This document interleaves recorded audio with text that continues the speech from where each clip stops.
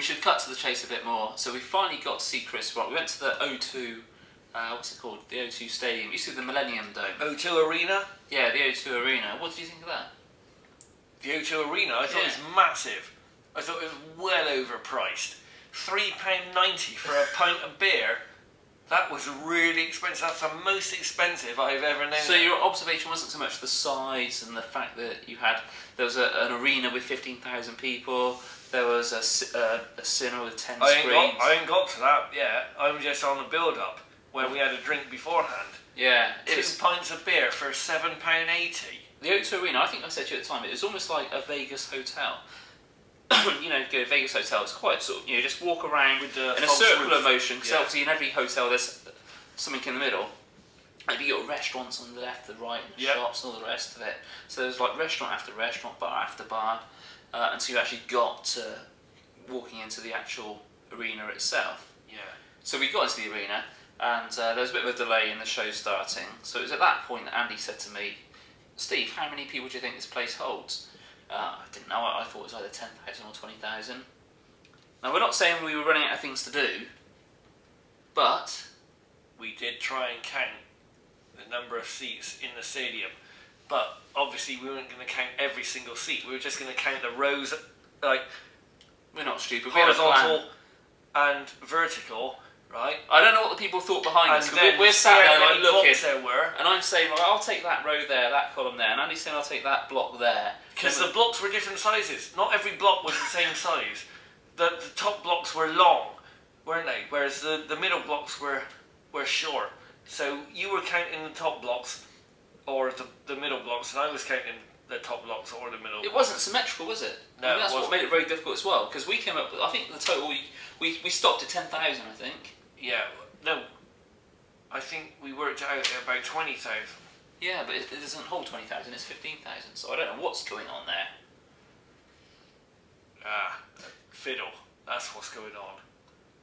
Viewers, tax fiddle. Viewers, so that was the journey there. So anyway, finally Chris Rock, there was some start, I don't know who the bloke was, came on at 8 o'clock. He was quite funny. I swear at these things, they make you take a pill. They make you take a pill at any kind of comedy show so that you can't remember a darn thing they say. Yeah. The only joke I remember is that when Chris Rock was saying, I mean, Chris won't mind me saying this, will you, Chris? He's not watching it. It's a joke where he said that where he lives in Beverly Hills, he was basically saying there's only 4 black people that live in his area. He said it's like a really expensive area, there's only 4 black people. He said it's got him. He went, I'm an okay comedian. He was like very shouty as well. I'm an okay comedian. He goes, we've got Mary J. Blige, best R&B singer.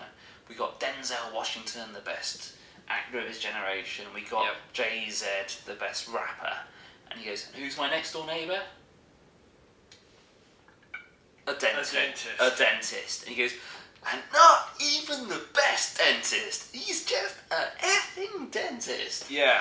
Yeah, he's just a dentist. He's saying, like, to be a black man in this area, you have to fly. To be a white man, you have to walk. I'm doing an injustice, but it was all, that was quite funny. That's about the only joke I can remember. And what about yourself? I like the jokes that he was saying about the difference between men and women, where he said that, you know,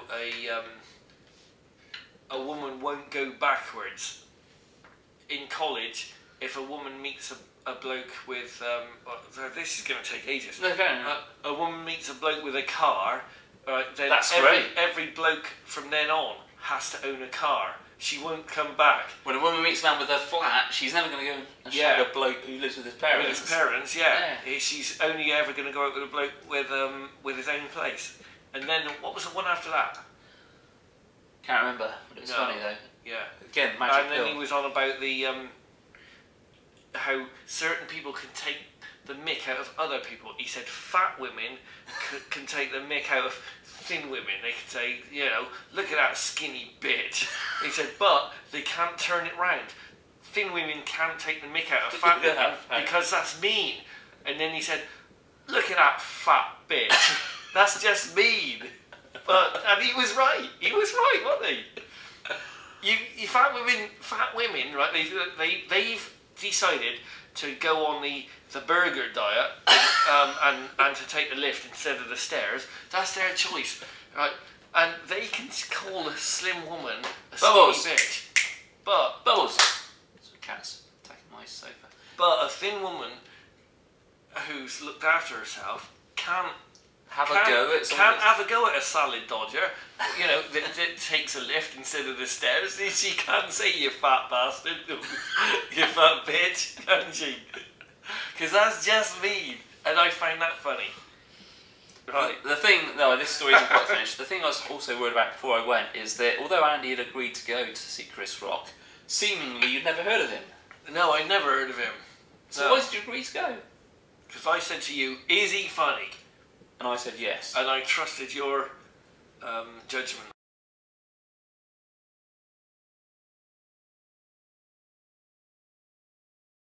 The Ticket Ripper.